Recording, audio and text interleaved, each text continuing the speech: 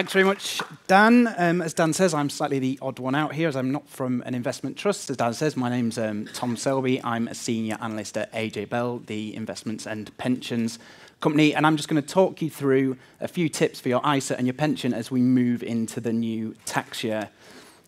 Just a quick risk warning there. I think that was covered off at the start, so I don't need to go over that again. The things I'm going to cover off today. So firstly, a very quick slide on the spring statement, because there wasn't anything particularly interesting in there, quite frankly, from a personal tax perspective. I'm then going to look at some of the new things that you need to expect from the 2018-19 tax year. So that's from April this year.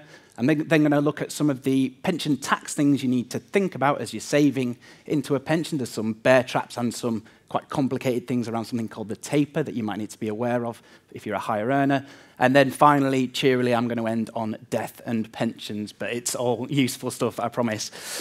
So the spring statement, we were promised that it would be a non-event, and it actually was a non-event. So for pension savers, that was good news, certainly in my time in pensions since around 2009. Pretty much every single one of these big set pieces from the Chancellor has been preceded by speculation of whether tax-free cash was going to be abandoned or higher rate tax relief was going to be taken away by the Chancellor in some big tax grab. None of that this time. A slightly longer speech than expected, a couple of references to Winnie the Pooh and Eeyore and things like that, but generally it was a non-event. We got some very much a focus on macro issues from Chancellor Hammond. So one thing that savers may be interested in was the slight downward revision in the expectation of inflation going into 2018-19, 2019-20, potentially good news for savers, also potentially good news for borrowers if the Bank of England reacts to that by keeping interest rates at a current low level. In terms of pension tax relief, still incredibly attractive for savers across all income tax brackets. So if you're a basic rate taxpayer,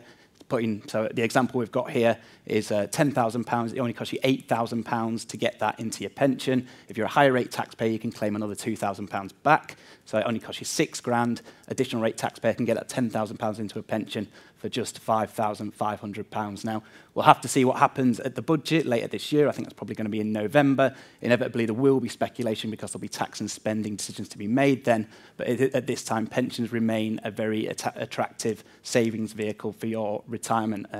One minor change which we may be getting is to the EIS regime. So there may be a little tax boost for knowledge-intensive enterprise investment schemes. It's only a consultation at this stage, so whether or not that comes through, we'll probably find out later in the year. So what's new for 2018-19? So I'm going to quickly run through some of the new things that have changed. This is just a change north of the border. So if you live in Scotland, Derek Mackay, the Scottish Finance Minister, announced in December that Holyrood are going to use wide-ranging powers that they have in order to in order to set differential tax rates for people in Scotland versus people in the rest of the UK. So what does that mean? Well, we've got the different rates up here, if I just use my pointer. So we're going to have a new starter rate.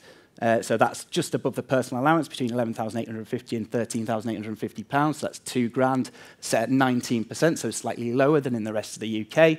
We've then got the basic rate, which is a truncated band versus the rest of the UK, still set at £20,000. That's up to still set at 20%. Sorry, that's up until £24,000. We then got a new intermediate rate for £24,000 to £43,000 of earnings, and then we've got a new higher rate of tax at 41%, so 1 percentage point higher for people in Scotland, and the additional rate band has gone up to 46%. So again, 1 percentage point higher. Overall, the Scottish Government suggests this is going to result in anyone who's earning around £33,000 or less won't pay any more income tax, so it's the higher earners who are going to bear the extra tax as a result of this. In terms of pensions, there are some knock-on implications for people north of the border. So if you're at those lower levels, then you should automatically get your tax relief at 20%. So that means the 19% taxpayers and the 20% taxpayers won't have anything to do. It will be exactly the same. As you move further up the wage levels, intermediate rate taxpayers will be able to claim back an extra 1% of tax relief because they still get it at their marginal rate. Now, one question that we're going to ask is whether or not people will actually bother to do that, because quite frankly, for those people, it'll be quite a small sum of money, but we'll come on to that. Higher and additional rate taxpayers in Scotland are just going to have an extra reason to save in a pension because they're paying a higher rate of income tax. The tax relief on offer for them will be 1 percentage point higher in each case. So yeah, looking at that intermediate rate tax band, I mean, first, this is just more complexity north of the border.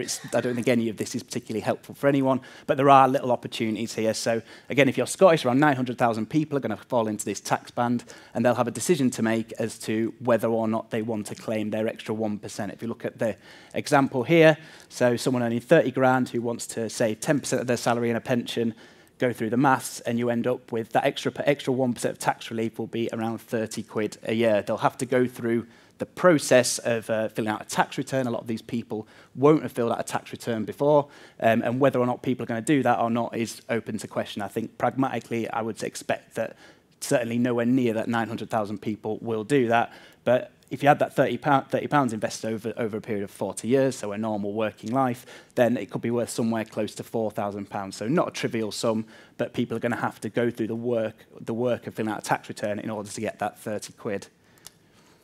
The dividend allowance, so a separate issue now.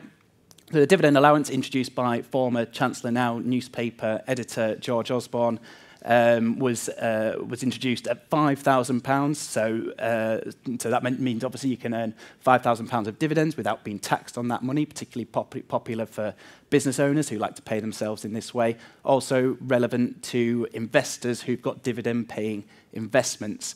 Now, Chancellor Hammond, so George Osborne's successor, decided that that was far too generous. So from April this year, the dividend allowance is going to be cut by 60%. So that's from £5,000 to just £2,000. Now, that's going to make quite a big difference to anybody who's got investments that are paying them dividends, or anyone who pays themselves through dividends. We can see, so we see here, I mean, at the basic rate, the tax on any excess above the dividend allowance, 7.5%, not too bad.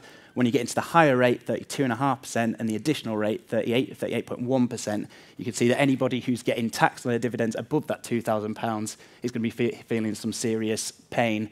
In terms of the impact that could potentially have on your own investment portfolio, so if you think of £5,000 invested in this tax year versus the next tax year, so sorry, £5,000 of dividends, then you'd be paying an extra 225 quid if you're in the basic rate band, an extra 975 quid if you're in a higher rate band, and over a grand if you're in that additional rate band. So these can be avoided because this is just dividends that are paid outside of tax wrappers, so in things like general investment accounts. So if you want to avoid that extra tax, it's worth reviewing your investment portfolio, looking at any unwrapped investments you've got, and considering whether it's worthwhile putting those into something like an ISA or a SIP, where any growth and dividends are tax-free. Separate issue, so you may have heard of automatic enrolment. This is a program that's been rolled out since 2012, so it's gone through it was introduced by a Labour government, it's gone through coalition, and it's remained in place. The aim of auto-enrolment is to get the whole nation saving for a pension. Generally, the reforms have been reasonably successful so far, so we've had about 10 million new savers entering a pension scheme. All employers now have to offer you a pension scheme at a low level at the moment of matching contribution of just 2%. You may have seen the adverts as well, this weird furry monster is called Worky, and this is the more recent one. Clearly, 2% isn't very much, so what's going to happen now is the government's going to increase that minimum contribution. So anybody who's employed is going to see more of their wages going into a pension scheme automatically where they're enrolled at the minimum level. Worth noting that the calculation of the contribution is based on a band of earnings. Nothing simple in pensions, so rather than it being based on your entire salary, it's based on your salary between £5,876 and £45,000. So the new thing from April this year is the minimum contribution goes up to 5%. So that's 3% from the worker, including tax relief, and 2% from the employer.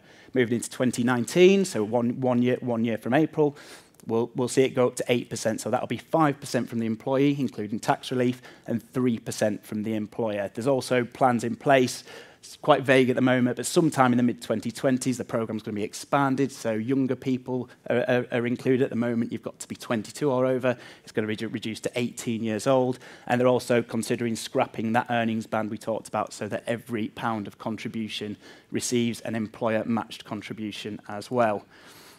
Just quickly looking at the impact of this change, so the change that's coming in from April, if we think about somebody who's earning £27,000, so that's just below the average age in the UK at the moment, their personal contribution, so that's excluding the employer matched contribution and tax relief, their personal contribution is around £169 a year. From April this year, that's going to rocket up to 517 quid, and then from next year, it'll be up to £879. Now, to put that in context, you need to think about what the annual total contribution is. So that's just the money that they'll see coming out of their pay slip. Down here, you see what goes into the pension through tax relief and the matched employer contribution. So it's a decent amount. However, it's going to be a test for the reforms because, as you see, someone earning 27 grand will see from their own payslip, they'll see go from 14 quid a month going out to 43 quid a month going out, and then from April 2019, it'll be going up to 73 pounds a month going out. So people are going to have to make a decision about whether or not that's a worthwhile investment for them. The message that I've been trying to get across to people whenever I've been speaking to them is that you need to think of this as deferred pay. So employers have to make a decision about the amount they're going to spend on each employee's remuneration, and they've known this has been coming down the track. In reality, most employers have already factored this in to the amount that you're paying you at the moment. So if you choose to opt out of an auto-enrolment pension scheme, you're effectively taking a voluntary pay cut. And the start reality as well, as you see at the bottom here, is that the minimum through auto-enrolment isn't going to get you very much. So if you look at that £27,000 earner, if they're paying at the minimum for the rest of their life, that'll get them to about £218,000, depending on the investment assumptions that you use. That'll buy you an annuity worth somewhere shy of £8,000. Add that to the state pension, you've got a total income perhaps of £15,000 or £16,000. Now, for some people that'll be fine, that'll be enough for them to live on in retirement, but a lot of people will be more ambitious than that. So if you want to have a pension pot worth more than that, then you need to think about paying in over and above that auto-enrolment minimum level. Right, going into some of the complex pension tax stuff that you need to be aware of. I mean, I'm not sure if Einstein would struggle to understand our pension tax system. That's probably not fair. I think he'd struggle to understand the logic of the pension tax system. I don't think anyone in their right mind would design a pension tax system with 4 different allowances and 3 different annual allowances that people need to understand. But that is what we have, and that's what I'm going to quickly talk you through now. So we've got a lifetime allowance, fairly straightforward, although some protection in there you need to be aware of. An annual allowance, so that's the one that most people are affected by. A money purchase annual allowance, which affects anybody who's accessed their pension through the pension freedoms. And the tapered annual allowance, which is just horrific. But we'll quickly go over those different allowances just so that you're at least aware of them. So the lifetime allowance, first of all, that's something that's been subject to a lot of change over the years. So at the moment, it's set at £1 million, so obviously the amount that you can save in a tax incentivized environment throughout your lifetime, set at £1 million, due to go up by 30 grand in April this year, and then it will carry on going up in line with inflation. Now, the lifetime allowance has been treated as a bit of a cash cow by different chancellors, certainly since 2010. So it was 1.8 million back in 2010. It was then cut back to 1.5 million, then cut back again to 1.25 million, and then down to £1 million. Now, the result of all those cuts was the creation of a load of really, really horrible protection regimes. The reason, the reason they were created was to make it fairer for people. So if anyone had built up above what the new lower lifetime allowance was going to be, then it was only fair they still got to retain the higher level. But what you end up with is quite a complex mess of a system, which, frankly, most financial advisors do quite well out of because they're able to advise people on this really complicated stuff. But for individual investors, it can be quite difficult to navigate. A couple that you may need to be aware of, indeed, if you're lucky enough to have built up a big enough pension, you may even have one. So we've got the Fixed Protection 2016 regime. So Fixed Protection 2016 allowed you to lock in to a £1.25 million annual lifetime allowance. You don't have to.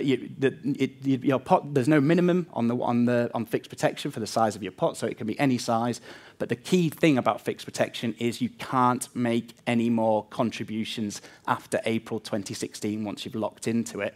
Now, that's potentially a danger because of auto-enrolment.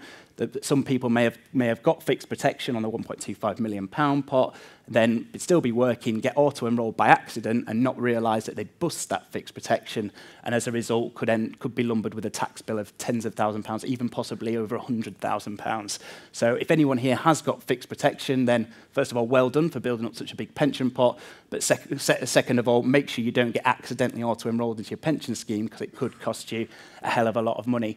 Individual protection, so slightly different regime. So under individual protection, if your pot's worth more than £1 million in April 2016, then you lock into your own personalised lifetime allowance. So it'd be somewhere between 1 million and 1.25 million. The difference between that and fixed protection is that you can carry on contributing into a pension and benefiting from that employer contribution. I appreciate that you all managed to stay awake during that bit. I'll try to get onto some slightly more interesting stuff. The annual allowance, so the annual allowance is currently set at £40,000, as you expect. That's the amount that you can save each year, tax-free into a pension. No change for 2018, which is good news. That applies to most people, so it'll apply if you haven't accessed your pension flexibly from age 55. It'll also apply provided you have adjusted income below £150,000 and or threshold income below £110,000. Now, those two in particular are related to the annual allowance taper, which I'll get onto in a moment. If you breach the annual allowance, the HMRC will simply reclaim back the tax relief that you have received.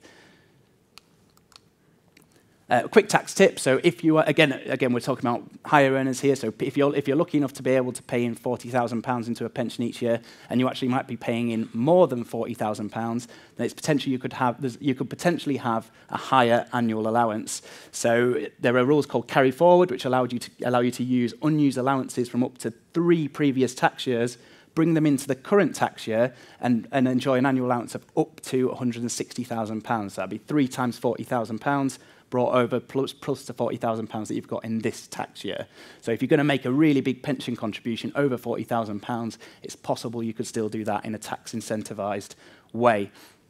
Money purchase annual allowance, again, particularly one of my most hated of the recent changes. So the government introduced pension freedoms back in 2015, which essentially encouraged people to access their pension flexibly, to go into drawdown or to take as much or indeed all of their pension as a lump sum if they choose. If you do that, then your annual allowance will be reduced massively. So it'll go down from £40,000 to just £4,000. So the message I'd say anyone should take away from this slide is if you've not accessed your pension flexibly yet and you're thinking about doing it, just take into account the impact it's going to have on your ability to save from that point. I think a lot of people will be wanting to access their pension to pay for long-term care for relatives, or perhaps to help put their kids through university and things like that. You need to be careful about the impact it's going to have on your ability to save. One way to get around that is the MPAA, so the money purchase annual allowance, only applies when you take taxable income from your funds. So if you just take your tax-free cash, so just take your 25% tax-free cash from your pot, then you'll still have a £40,000 annual allowance. The tapered annual allowance, now I'm coming close to the end of my time, so I'm not going to be able to go into detail on this, and I think that's probably a relief for everyone. Extremely complicated. I'd say speak to a financial advisor if you think you're affected by this. The one thing I'd say, I think the slides will be available if anyone thinks they may be affected by this, because there's clearly a lot of numbers and some detail in there that you won't be able to see. The one thing I'd mention is that this adjusted income calculation here and the threshold income calculation here, so if you're above those two things, so if your adjusted income's above £150,000 and your threshold income's above £110,000, then your annual allowance will be reduced by £1 for every £2 you earn above the adjusted income level of £150,000. Now, income in these two things doesn't just include your salary. It includes all forms of taxable income. So it'll be things like dividend income, if you've got a portfolio of properties that you're receiving rent from, any kind of income will be added to that amount. So if you think you're going to be getting more than £150,000 from those sources, it's worth sitting down with your accountant or with your financial advisor or whoever, working out exactly what you're going to be getting, what kind of income you're going to be getting this tax year, and whether that's going to restrict your ability to save in a pension in a tax incentivized way.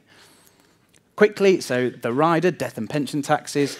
Benjamin Franklin, in this life, nothing can be said to be certain except death and taxes. With pensions, that is still the case, but it's a little bit friendlier than it used to be. So it used to be the case that when you died, if you had any pension, any money left in a drawdown pot, then you would be hit with a 55% tax penalty, alongside the pension freedoms, which kind of got most of the hoo-ha and most of the attention. There was some quite helpful changes introduced to the way that pensions are taxed when you die.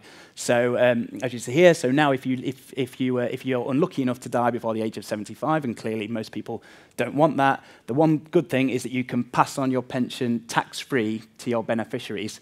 If you die after 75, then tax will be levied at your beneficiary's marginal rate. It makes pensions actually quite an effective IHT vehicle to pass money down to the generations. Money can be passed on as a lump sum, or it can be passed on in a pension, and the way that it's taxed over 75 is something that you need to think about there. So if you pass it on as a lump sum, it'll be passed on. It'll be at your beneficiary's marginal rate of income tax. So if it's a big chunk of money, then they may end up paying more tax than they need to. Whereas if it's left in a pension, then you can drain out that, you can drip out the money slowly and potentially reduce the overall tax bill.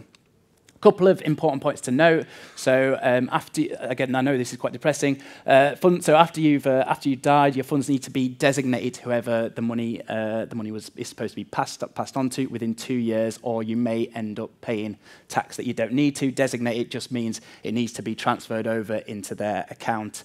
And make sure you. Again, I never like saying this bit, but you need to make sure you review the people who you've nominated to receive your money. Personal circumstances change, people get married, people get divorced, people have kids, and your pension could be the biggest asset you've got. So you need to make sure that the people who are in line to receive it are the people who you want to receive it when you're no longer around. And you need to make sure you tell your pension scheme about that so they know who you're going to get, so your money goes to the right place. So quick summary there, Scottish income tax changes, so a bit of a tax relief boost for the highest earners, and higher and additional rate taxpayers. Intermediate rate taxpayers can get it if they want. Dividend allowance cut, big one to be aware of. Automatic enrolment, contributions are going up, but your extra money in your pension from your employer as well. Watch out for the MPAA, that's horrible, and the taper. If you think you're affected by the taper, then speak to a financial advisor. Death and pensions tax, pensions now an effective IHT vehicle. That's it from me. Thank you very much for listening, and I hope you enjoy the rest of the speakers. Cheers.